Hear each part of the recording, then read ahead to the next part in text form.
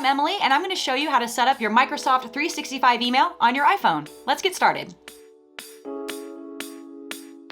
To start, locate and open your phone's default Mail app. If you've previously added an account to your Mail app, locate the Add Account option by going to Settings, Apps, Mail, and Add Account. If this is your first time using the app, you'll be asked to choose the mail type first.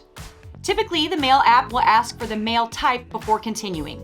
Tap Microsoft Exchange. Enter your Microsoft 365 email address, and the description will auto-populate. You can change this at any time. Tap Sign In, and then Continue. On the Sign In page, enter your Microsoft 365 email password and tap Sign In. The app will locate your organization's admin settings to determine whether or not your device needs additional security. If it does, don't worry. It'll just simply ask you to activate and apply those settings, and then it'll do the work for you. If this is your first time signing in on this device, you may be asked to verify yourself.